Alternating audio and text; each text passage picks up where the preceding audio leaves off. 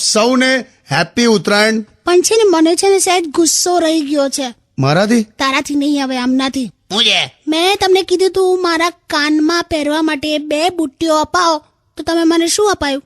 મને 2 પતંગ આપી.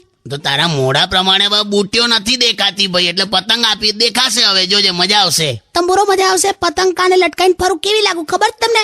એક વસ્તુ તમે બરાબર ના કરી. બોલો, કાળા કલરનો દોરો કોણ સુતાવે? ભાઈ લાલ કલરનો જ સુતાયેલો ભાઈ. આ તો તારો ભાઈ ખરો મહેશ સિંગોડો. સરખું બોલો. હા, એ ફિરકી પર માથું મૂકીને હુઈ ગયેલો, એમાં કલર છૂટ્યો. શું બકવાસ છે? મહેશનો કલર છૂટે છે? હવે જો તમને કેવું ઊંધિયું ખવડાવું જો. અરે નથી ઊંધિયું છત્યું કશું ખાવું નહીં આપણે.